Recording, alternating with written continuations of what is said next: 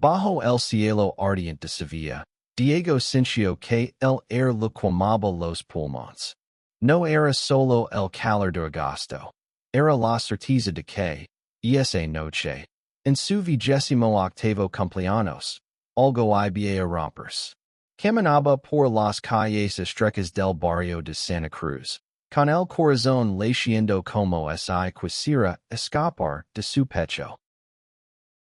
Había conocido a Álvaro 3 años atrás, en una taberna ruidosa donde el vino tinto y las risas fluían como ríos. Álvaro, con su sonrisa fácil y su manera de llenar cualquier espacio con su presencia, era el tipo de hombre que todos querían cerca. Confiado, carismático, heterosexual hasta la médula. Diego, en cambio, era más reservado. Un ilustrador freelance con un alma inquieta y un secreto que cargaba como una mochila demasiado pesada. Estaba enamorado de Álvaro. No de una manera pasajera, no de una forma que pudiera ignorar. Era un amor que lo consumía, que lo hacía reír más fuerte, en su presencia y llorar, en silencio cuando estaba solo. Y esa noche, Álvaro lo había invitado a una cena especial por su cumpleaños. Nada grande, solo nosotros. Lo había dicho por teléfono. Con esa voz cálida que siempre hacía que Diego se sintiera en casa. Pero algo en su tono, una vacilación apenas perceptible, había encendido una chispa de esperanza y miedo en el corazón de Diego. ¿Y Álvaro sabía? Y después de años de amistad, había notado las miradas furtivas, los roces accidentales que Diego atesoraba como tesoros. Llegaron a un pequeño restaurante escondido en una plaza tranquila. Las mesas estaban iluminadas por velas, y el aroma a jasmine flotaba en el aire.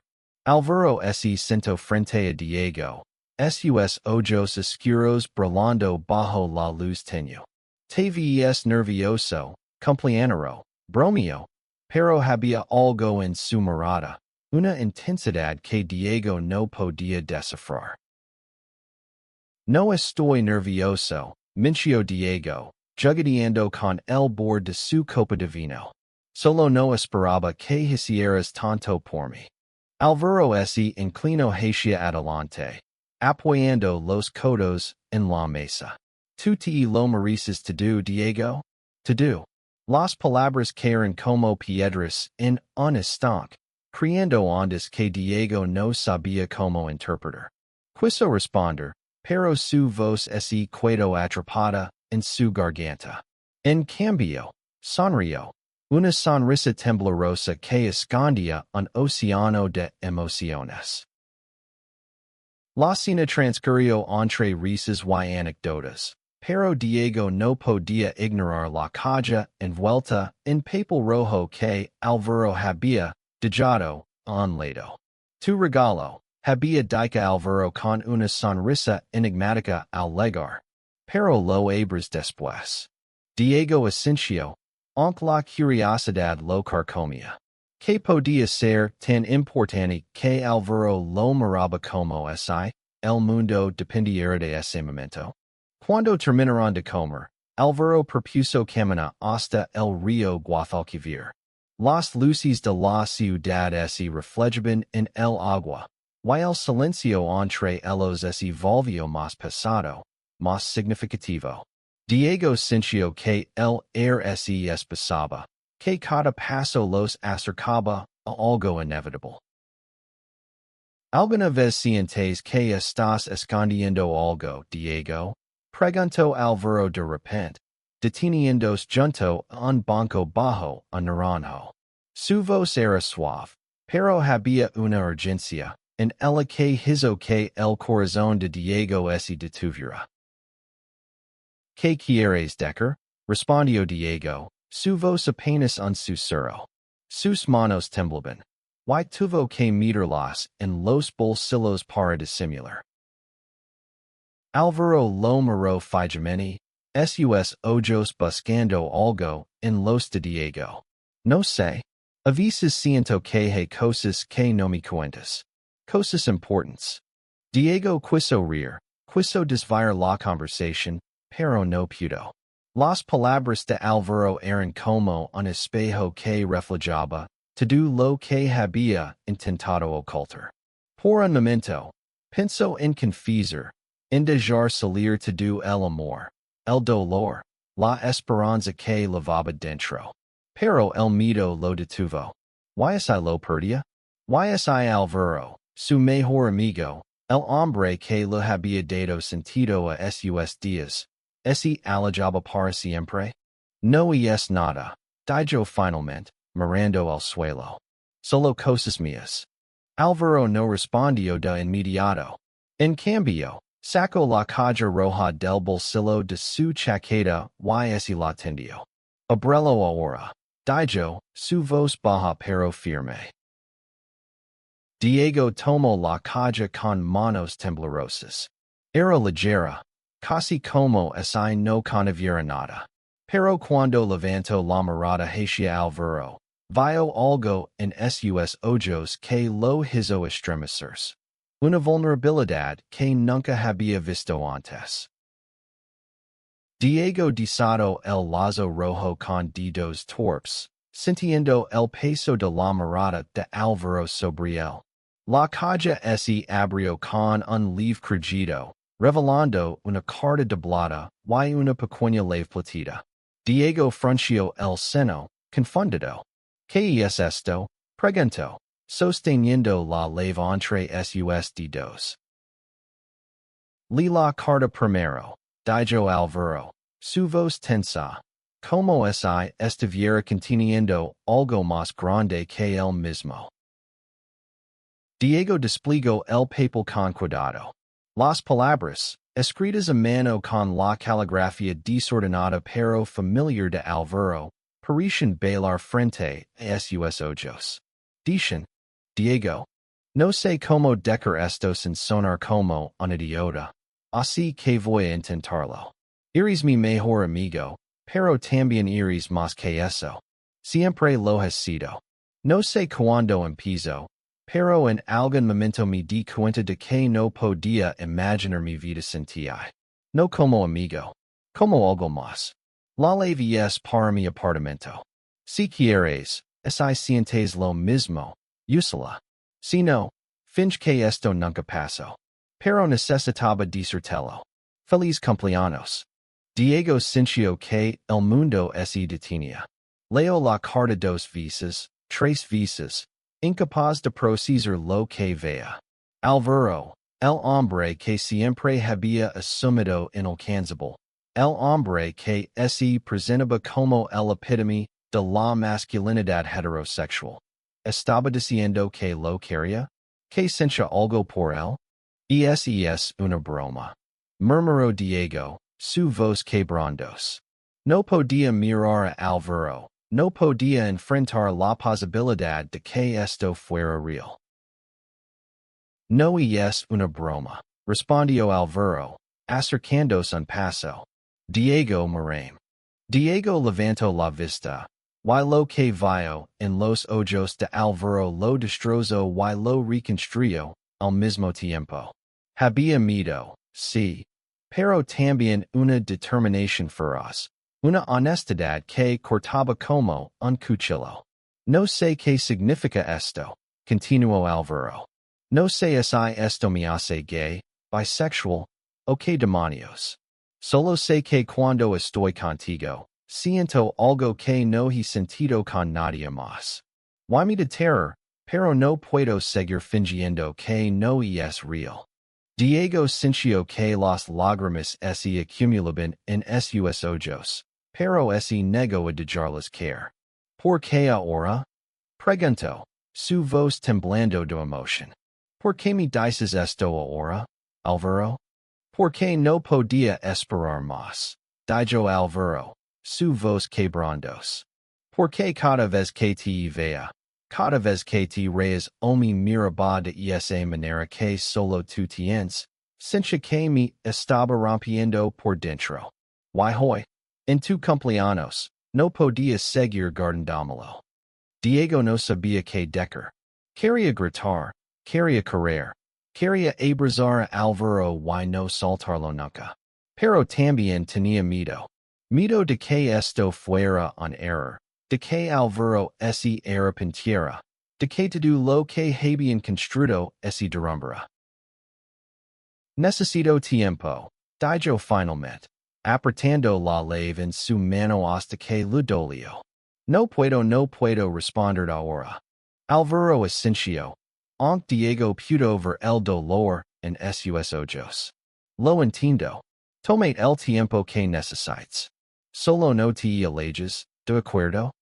Diego asintió, incapaz de decir más. Esa noche, cuando regresó a su pequeño apartamento en Triana, se sentó en el sofá con la lave en la mano, mirando la carta de Alvaro como si contuviera todas las respuestas del universo. No durmió. No podía. Su mente era un torbellino de emociones. Amor, miedo, esperanza, duda. ¿Era posible? ¿Podía Alvaro, el hombre que siempre había parecido tan seguro de sí mismo, estar tan perdido como él? Los días siguientes fueron una danza delicada entre Diego y Alvaro. Seguían vindos, pero cada encuentro estaba cargado de una tensión nueva. Un silencio lleno de palabras no dichas.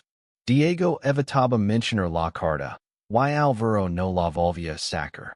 Pero la lave seguía en el bolsillo de Diego, un recordatorio constante de la puerta que podía abrir, literal y metafóricamente. Una tarde, mientras tomaban café en una plaza llena de turistas, Diego decidió romper el silencio. ¿Cómo pasó esto, Alvaro? Preguntó, su voz baja pero firme. Siempre pensé que eras bueno, hetero. Nunca mostraste nada diferente. Alvaro suspiró, mirando la taza de café como si pudiera encontrar las palabras allí. No lo sé, Diego. Siempre he salido con mujeres. Siempre he pensado que eso era lo que quería. Pero contigo no sé. Y es como si todo lo que quería saber sobre mí mismo se desmoronara. Al principio pensé que era solo admiración. O que eras un gran amigo. Pero luego me di cuenta de que quería estar más cerca de ti, de una manera que no podía explicar. Diego sintió un nudo en el estómago. ¿Why no te asusta? ¿No te preocupa lo que dirá la gente? Tu familia, tus amigos. Mi hetero. Admitió Alvaro, su voz cruda. Mi familia es tradicional, ya lo sabes. Mi padre probablemente me desheredaría si enterrara. Pero no puedo seguir viviendo una mentira. No contigo. Diego quiso creerlo, quiso aferrarse a esas palabras, pero el miedo seguía allí, como una sombra que no podía sacudirse. Recordó su propia lucha, los años que pasó escondiendo quién era, temiendo el rechazo de su madre, una mujer devota, que veía la homosexualidad como un pecado. Cuando finalmente se lo confesó, a los 22 años, ella lloró durante días. Con el tiempo, lo aceptó, pero las cicatrices de ese rechazo inicial seguían marcando a Diego. ¿Why te arrepientes? Preguntó Diego, su voz apenas audible. ¿Why un día te despiertas y decides que esto no es lo que quieres? Alvaro lo miró fijamente, sus ojos brillando con una mezcla de frustración y ternura. No tengo todas las respuestas, Diego. Pero sé que no puedo imaginar un futuro sin ti. Eso no cuenta para algo. Diego no respondió. No podía.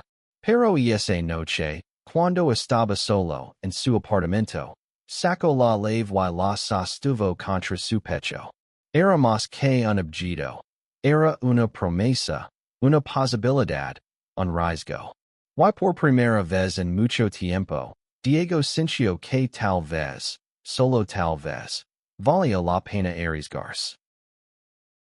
Una semana después, Diego tomó una decisión. Era una noche fresca, y las calles de Sevilla estaban llenas de vida. Se puso su chaqueta favorita, metió la llave en el bolsillo y camino hasta el apartamento de Álvaro en el barrio de la Macarena. Su corazón latía con fuerza, pero esta vez no era solo miedo, era también esperanza. Cuando Álvaro abrió la puerta, su expresión pasó de la sorpresa a una sonrisa cálida. Diego, como si su nombre fuera una oración. No esperaba verte hoy. Diego levantó la llave, su mano temblando ligeramente. Creo que es hora de usarla. Su voz firme a pesar de los nervios. Álvaro lo miró, sus ojos brillando con algo que parecía alivio y alegría. Entra, haciéndose a un lado. El apartamento de Álvaro era un reflejo de él, desordenado pero acogedor, con libros apilados en las esquinas y fotos de sus viajes pegadas en las paredes. Diego se sentó en el sofá, sintiendo que cada movimiento era un paso hacia lo desconocido. Álvaro se sentó a su lado, dejando un espacio pequeño pero significativo entre ellos. Quiero intentarlo, dijo Diego, mirando a Álvaro a los ojos. No sé si funcionará. No sé si estoy listo para todo lo que esto significa. Pero quiero intentarlo contigo. Álvaro sonrió, una sonrisa que iluminó todo el cuarto. Eso es todo lo que necesitaba escuchar. Dijo, y por primera vez, extendió la mano y tomó la de Diego. El contacto fue eléctrico, un recordatorio de todo lo que habían estado evitando durante tanto tiempo. Esa noche hablaron durante horas, no solo de lo que sentían, sino de todo lo que los había llevado hasta ese momento. Sus miedos, sus sueños, las vidas que querían construir. Diego habló de su infancia en un pueblo pequeño, de como siempre supo que era diferente pero no tuvo palabras para describirlo hasta que fue adolescente. Álvaro confesó que nunca había cuestionado su sexualidad hasta que conoció a Diego, y como ese descubrimiento lo había sacudido hasta los cimientos. Cuando finalmente se despidieron, Álvaro acompañó a Diego hasta la puerta. Gracias por venir, dijo, su voz suave. Y gracias por darme una oportunidad. Diego sonrió, sintiendo que algo dentro de él comenzaba a sanar. Gracias por el regalo de cumpleaños más inesperado, respondió, y por primera vez, ese permitió imaginar un futuro donde no tuviera que esconder quién era. Los meses siguientes fueron una mezcla de euforia y desafío. Diego y Álvaro comenzaron a explorar su relación con cautela, como dos personas aprendiendo a caminar sobre una cuerda floja. Había momentos de pura alegría, como las tardes que pasaban paseando por el parque de María Luisa, tomados de la mano cuando nadie los veía, o las noches en las que cocinaban juntos, riendo hasta que les dolía el estómago. Pero también había momentos de duda, especialmente para Álvaro, que lidiaba con su propia identidad. Una noche, mientras cenaban en un restaurante discreto, un amigo de Álvaro los vio. Era Javier, un compañero de la universidad con el que Álvaro había mantenido contacto. La forma en que Javier los miró, con una mezcla de sorpresa y juicio, hizo que Álvaro soltara la mano de Diego bajo la mesa. Diego sintió una punzada en el pecho, pero no dijo nada. Sabía que Álvaro necesitaba tiempo. Más tarde, cuando estaban solos, Álvaro se disculpó. No quería hacerte sentir mal. Dijo, Pasándose una mano por el cabello. Es solo que no estoy acostumbrado a esto. No sé cómo manejar las miradas, los comentarios. Diego Asensio, aunque el dolor seguía ali. Lo entiendo. Pero no puedo vivir escondiéndome, Alvaro. No otra vez. Alvaro lo miró. Sus ojos llenos de arrepentimiento. No quiero que te escondas. Solo dame tiempo para aprender. ¿De acuerdo? Diego quiso creerlo, pero las dudas comenzaron a acumularse. ¿Y Alvaro nunca estaba listo? ¿Y el peso del mundo exterior era demasiado para él? Sevilla era una ciudad hermosa, pero también era un lugar donde las tradiciones y las expectativas sociales podían ser sofocantes. Las cosas se complicaron aún más cuando Alvaro decidió contarle a su hermana, Clara, sobre su relación. Clara, una mujer de 35 años con una mentalidad abierta, lo abrazó y le dijo que lo apoyaría siempre. Pero también lo advirtió. Papa no lo vaya a tomar bien, Alvaro. Prepárate para eso. La advertencia de Clara resultó ser profética. Cuando Alvaro finalmente reunió el coraje para hablar con su padre, un hombre conservador que dirigía una pequeña empresa familiar, la reacción fue devastadora. ¿Cómo pudiste hacerme esto? Gritó su padre, su rostro rojo de ira. Esto no es lo que creí. No eres mi hijo. Alvaro regresó a su apartamento esa noche, destrozado. Diego lo encontró sentado en el suelo, con los ojos rojos y el rostro hundido entre las manos. No sé si puedo hacer esto, Diego, murmuró. No sé si soy lo suficientemente fuerte. Diego se arrodilló a su lado, tomando su rostro entre sus manos. No tienes que ser fuerte solo, dijo. Su voz firme a pesar de las lágrimas que amenazaban con caer. Estamos juntos en esto. Pase lo que pase. Alvaro lo abrazó, y por un momento, el mundo exterior dejó de existir. Pero ambos sabían que la tormenta aún no había terminado. La relación de Diego y Alvaro se volvió más fuerte, pero también más complicada. Cada paso adelante venía con un nuevo desafío. Los amigos de Alvaro comenzaron a distanciarse, algunos por incomodidad, otros por prejuicios. Diego, por su parte, enfrentó sus propios demonios. La culpa de sentir que estaba arrastrando a Alvaro a un mundo para el que no estaba preparado. Y el miedo de que su amor no fuera suficiente para superar las barreras. Una noche, durante el Festival de Abril, mientras las calles de Sevilla se llenaban de música y luces, Diego y Alvaro tuvieron su primera gran peli. Habían estado bailando en una caseta, riendo y disfrutando de la noche, cuando un comentario casual de un desconocido sobre parejas como ellos, hizo que Alvaro se tensara. En el camino a casa, Diego no pudo contenerse. ¿Por qué dejas que te afecte tanto? Preguntó, su voz cargada de frustración. No podemos controlar lo que piensan los demás, Alvaro. Pero podemos controlar cómo vivimos. No es tan fácil, Diego, respondió Alvaro, alzando la voz. Tú has tenido años para aceptar, para enfrentar el mundo. Yo estoy empezando, ¿entiendes?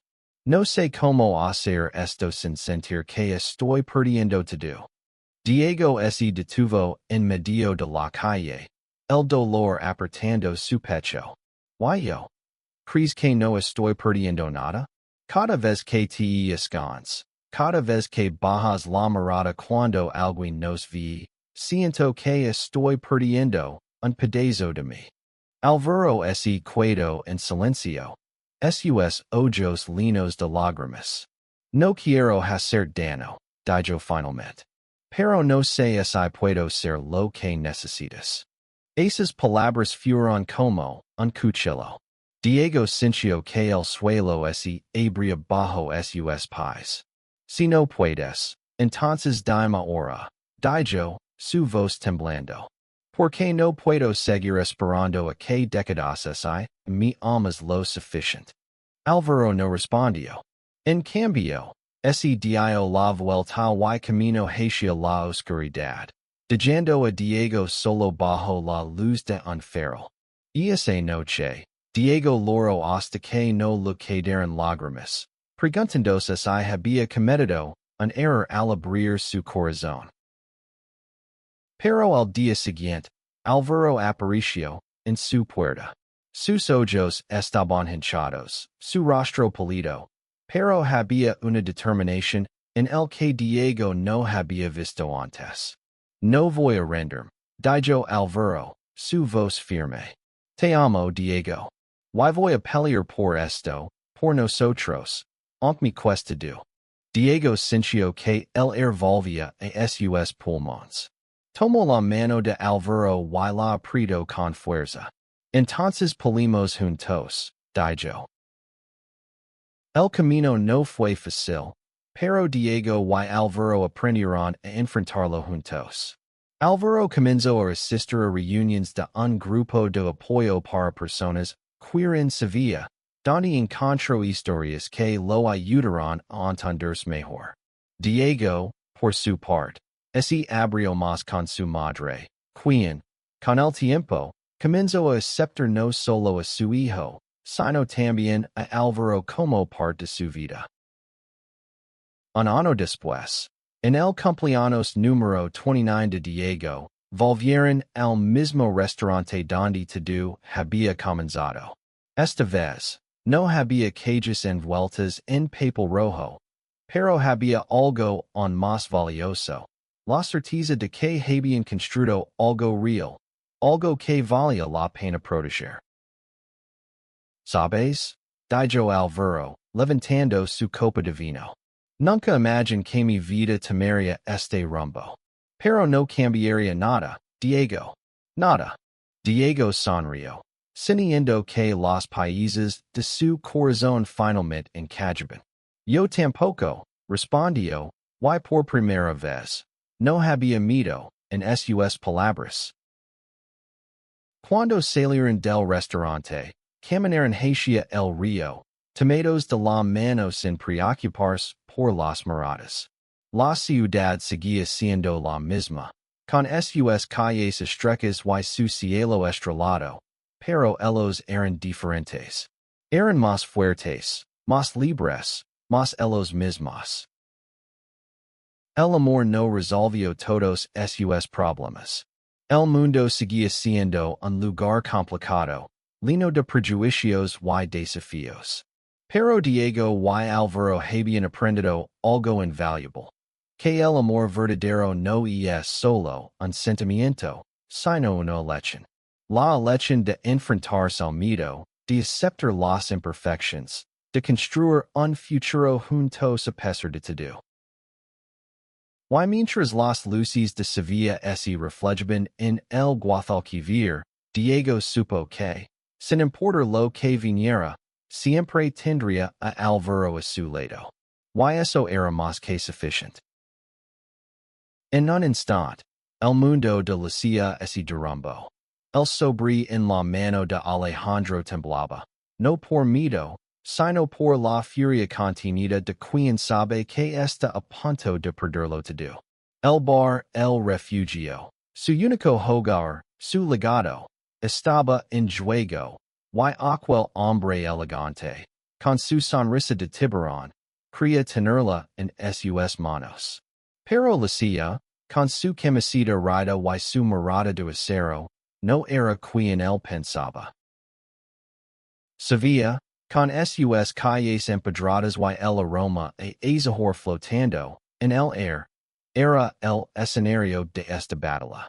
El bar, escondido en un rincón del barrio de Triana, era más que un negocio para Lucia. Había sido el sueño de su madre, Carmen, Una mujer que había luchado contra el mundo para crear su hija sola. Cada mesa de madera gastada. Cada botella polvorienta en las estanterías. Cada acorde de guitarra que resonaba en las noches de flamenco. Lavaba el alma de Carmen. Lucia, con sus 28 años, había jurado protegerlo. Pero ahora, Alejandro Vargas, un millonario con más ambición que escrúpulos, quería encarcelarlo. Alejandro no era un desconocido en Sevilla. Su nombre aparecía en los titulares. Un empresario joven, carismático, con una fortuna construida en bienes raíces y una reputación de aplastar a quienes se interpusiera en su camino. A sus 32 años, tenía la ciudad a sus pies, pero el refugio era su nuevo capricho. No porque quisiera un bar, sino porque el terreno donde estaba construido era perfecto para su próximo proyecto. Un hotel de lujo que cambiaría el skyline de Triana. Había oído rumores sobre Lucia, la camarera marimacho que dirigía el lugar. La gente del barrio, con sus prejuicios, susurraba que era lesbiana, que vivía sola, que no tenía a nadie. Para Alejandro, eso la convertía en un blanco fácil. La primera vez que entró en el bar, la vio detrás de la barra, sirviendo copas con una mezcla de redizo y gracia. Su cabello corto, sus botas gastadas y su actitud desafiante le dieron a Alejandro una idea equivocada. Una mujer así no tiene raíces fuertes, pensó. Será fácil convencerla de vender. Pero Lucia no era de las que se rendían. Cuando él le ofreció una suma ridícula por el bar, ella lo miró a los ojos y le dijo: Este lugar no está en venta. Y si lo estuviera, no sería para alguien como tú. Alejandro no estaba acostumbrado a que le dijeran que no. Aquella negativa lo obsesionó. Empezó a frecuentar el bar, no como client, sino como un depredador estudiando a su presa. Observaba a Lucia, sus movimientos, sus interacciones. Notó como los clientes la adoraban, como los músicos le dedicaban canciones, como los ancianos del barrio la trataban como a una hija. Pero también vio algo que lo desconcertó. La forma en que sus ojos se suavizaban cuando hablaba con Sofía, una joven que tocaba la guitarra en el bar los fines de semana. Sofía, de 25 años, era una sevillana de piel morena y ojos profundos como el Guadalquivir. Su música llenaba el bar de vida, y su risa era un eco que hacía que todos se sintieran en casa. Lucia y Sofía compartían miradas que Alejandro interpretó como algo más. Perfecto, pensó. Si es lesbiana, no tendrá familia que la respalde.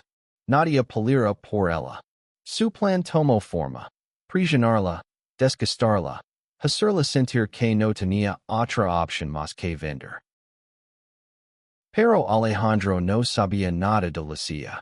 No sabía que, bajo esa fachada dura, había una mujer que había crecido enfrentándose a los juicios del mundo.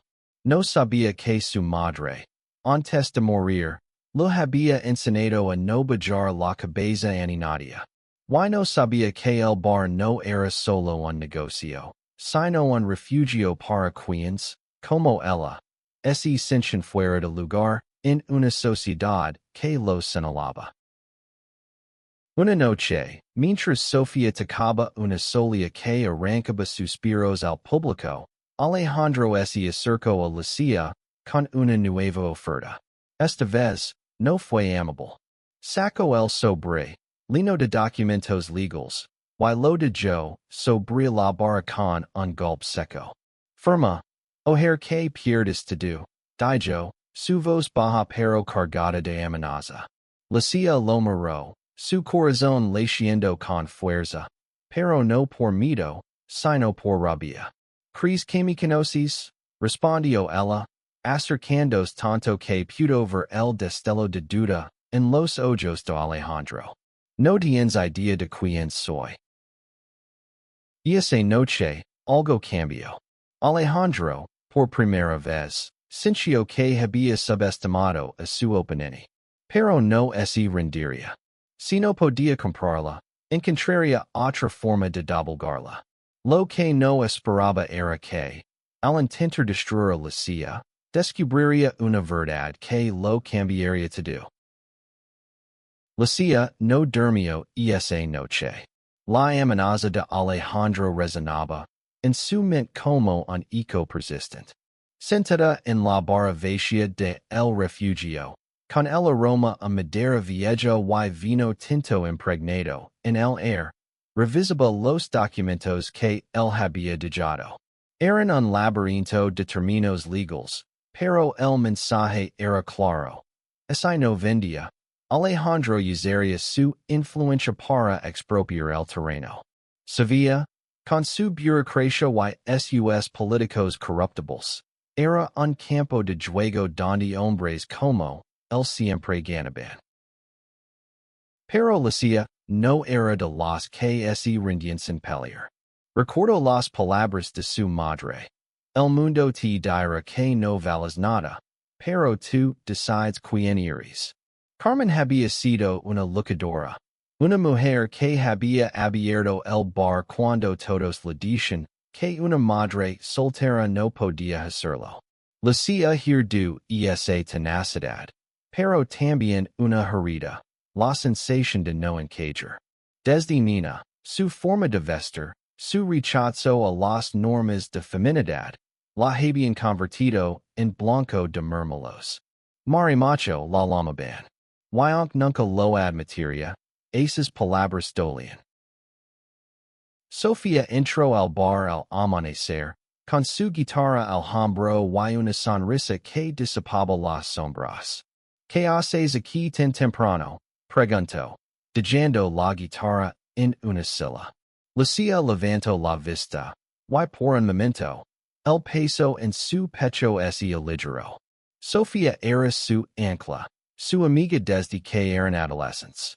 Habían crecido juntas en Triana, compartiendo sueños y secretos. Pero para Lucia, Sofía era algo más, algo que no se atrevía a nombrar. No porque tuviera miedo de lo que sentía, sino porque temía perderla. Este tipo, Alejandro, quitarme el bar, dijo Lucia, mostrando los documentos. Sofía frunció el seno, su rostro endureciéndose. No lo permitiremos, respondió, su voz firme. Este lugar es nuestro. Es de todos los que vienen aquí a sinners libres. Lucia sonrió, pero la duda la carcomía. ¿Cómo podía enfrentarse a alguien con tanto poder? Alejandro, mientras tanto, estaba en su oficina en el centro de Sevilla, rodeado de vidrio y acero. Había investigado a Lucia, sin familia, sin pareja conocida, sin recursos para pelear contra él. Pero algo no encajaba. La forma en que ella lo había enfrentado, con esa mezcla de furia y orgullo, lo inquietaba. Decidió jugar sucio. Contactó a un abogado amigo, especializado en encontrar lagunas legales. Encuentra algo, le dijo. Deudas, impuestos atrasados, lo que sí. Quiero que esa mujer no tenga salida. Días después, Lucia recibió una notificación oficial, una inspección municipal al bar por presuntas irregularidades. Sabía que era obra de Alejandro. El bar siempre había cumplido con las normativas, pero una inspección podía ser una excusa para clausurarlo. La prisión comenzaba a asfixiarla. Cada noche, mientras servía copas y sonría a los clientes, sentía que el suelo bajo sus pies se desmoronaba. Sofía notó el cambio en Lucia. Una noche, después de cenar, se sentó con ella en la barra. No estás sola en esto, le digo, tomando su mano. Lucia cincio en calor que la disarmo. Quería cantar to do. El miedo, la rabia, y ese amor que guardaba en silencio. Pero las palabras ese, lo aderaron. Porque siempre eres tan buena conmigo, murmuró. Sofía sonrió. Sus ojos brillando bajo la luz tenue. Porque eres mi hogar, Lucia. Siempre lo has sido. Esa confesión, aunque vaga, encendió algo en Lucia. Por primera vez, sintió que podía ganar esta batalla, no solo por el bar, sino por todo lo que representaba. Pero Alejandro no se detendría. Había descubierto un rumor. El terreno del bar tenía un problema de titularidad.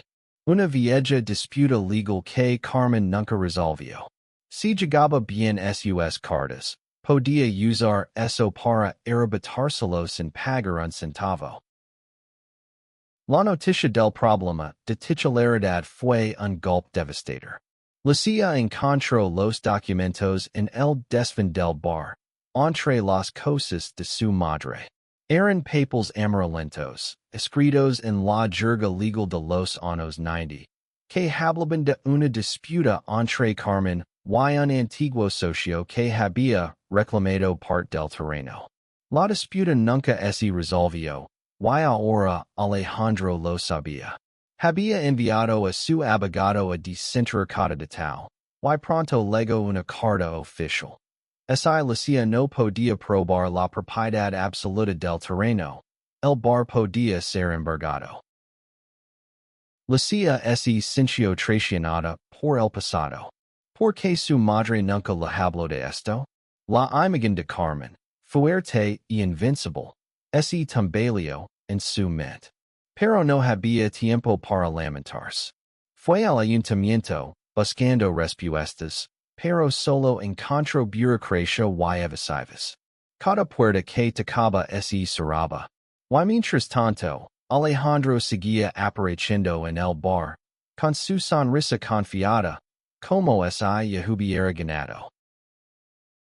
Una noche, mientras Lucia limpiaba la barra, Alejandro entró con un air triunfal. Piénsalo bien, Lucia, dijo, dejando una nueva oferta sobre la mesa. Firma ahora, y te dar más de lo que vale este lugar. Si no, lo perderás todo. Ella lo miró, sus manos temblando de rabia. Sal de mi bar, respondió, su voz baja pero cortante. Él se rió, pero en sus ojos había algo nuevo. Respeto, o tal vez miedo. Sofía, que había observado la escena desde el escenario, bajó con su guitarra en la mano. Déjala en paz, dijo, enfrentándose a Alejandro. Él la miró, evaluándola, y luego sonrió. Tú debes ser la novia, dijo, con un tono bullen. Lucia sintió que el air se lo escapaba. No corrigió a Alejandro, pero la palabra novia resonó en su cabeza. Sofía, en cambio, no se inmutó. Piensa lo que quieras, respondió. Pero no te metas con ella. Esa noche, después de que Alejandro se fue, Lucia y Sofía hablaron hasta el amanecer.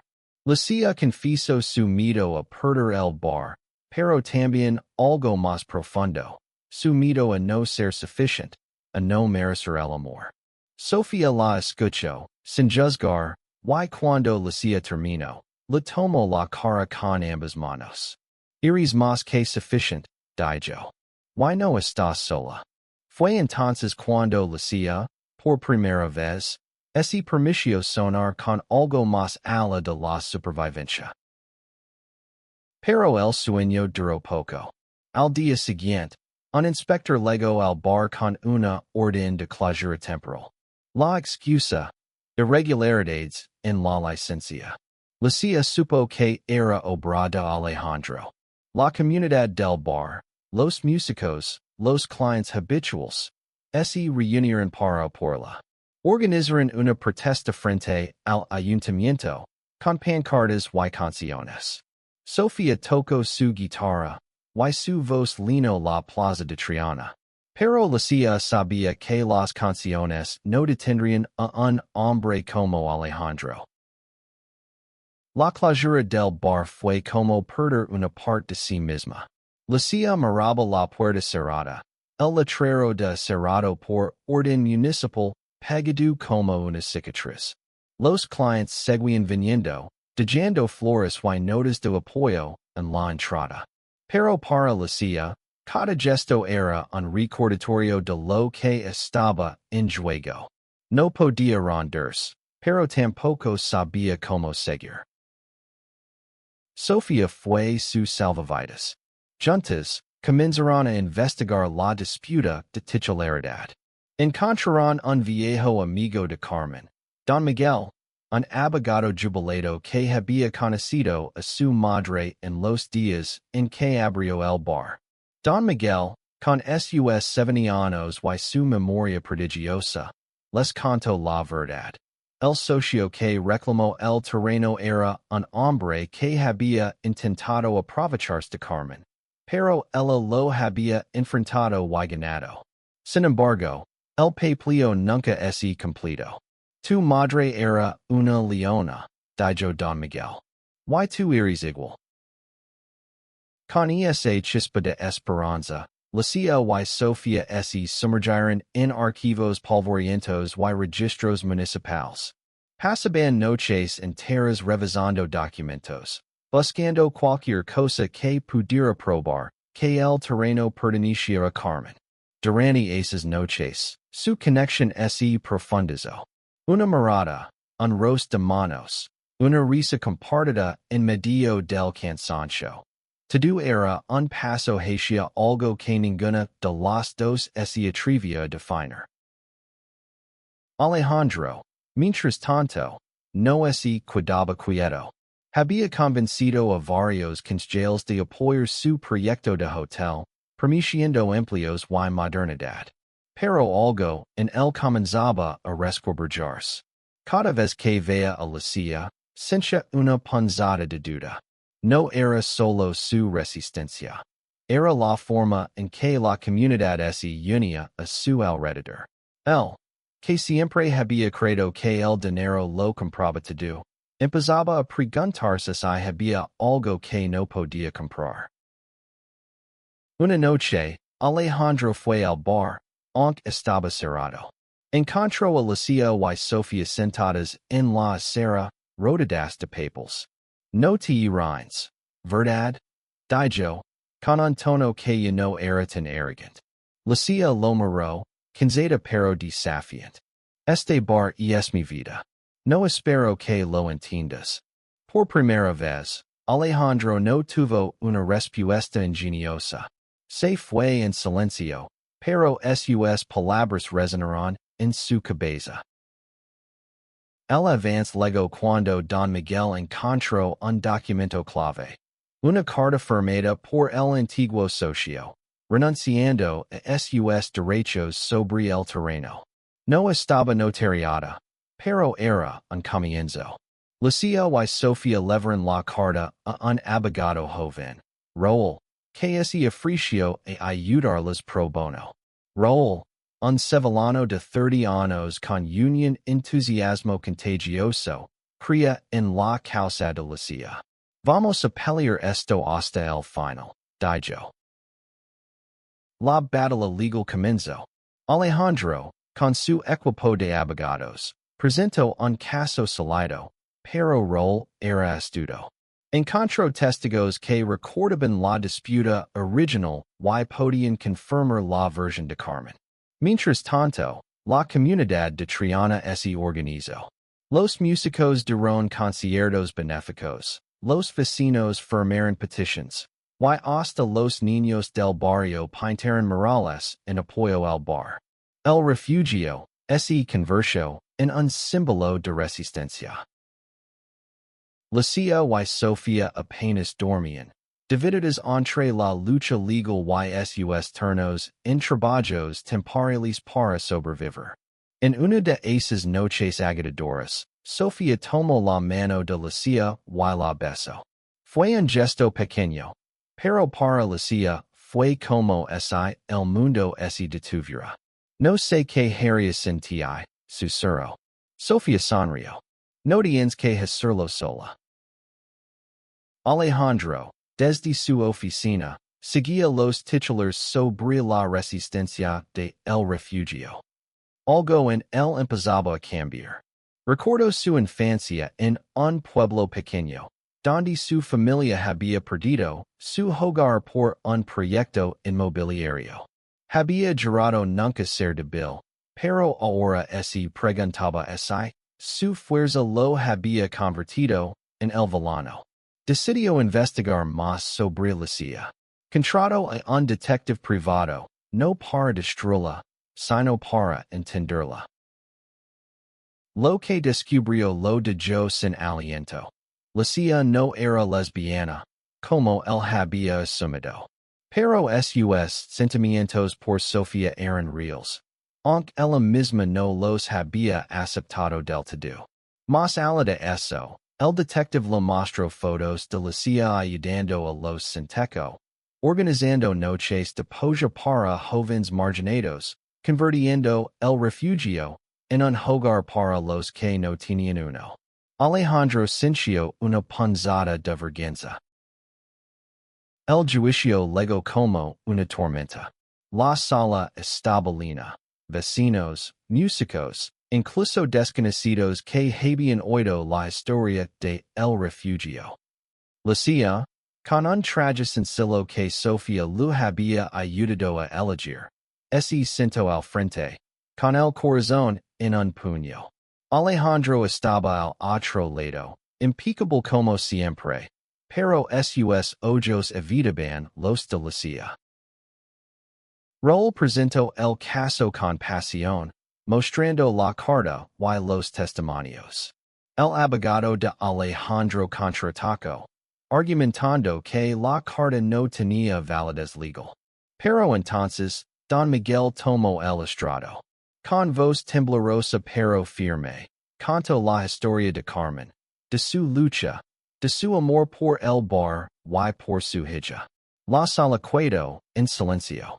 Hasta el juez parecía conmovido.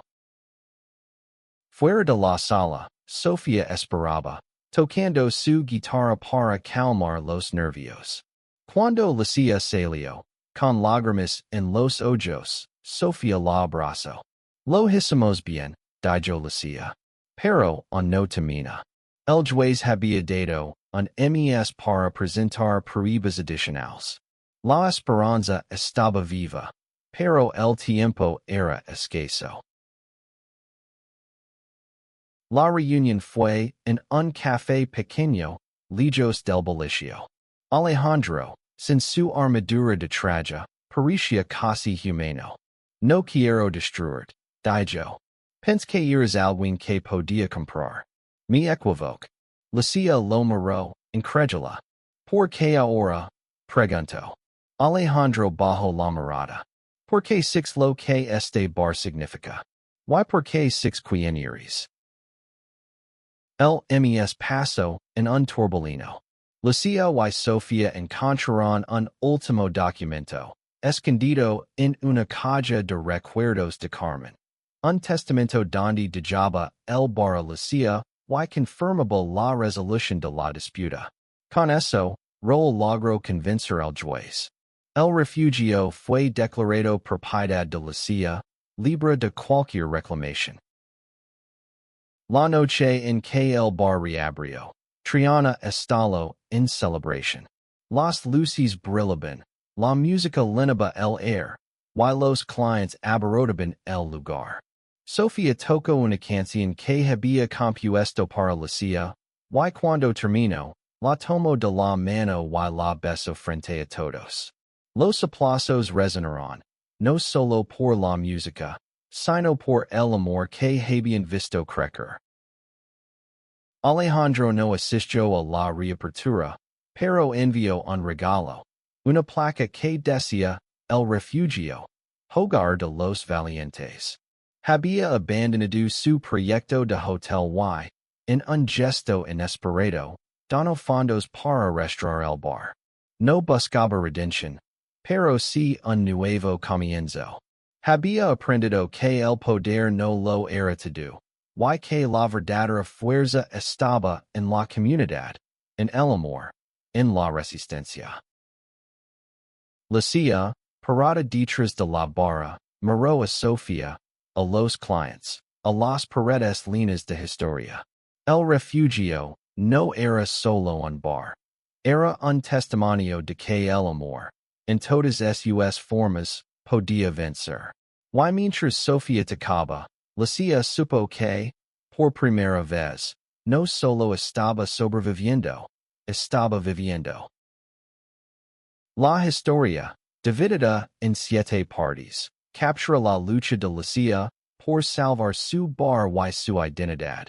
El crecimiento de Alejandro al enfrentar sus prejuicios, y el amor profundo entre Lucia y Sofía, que trasciende las etiquetas.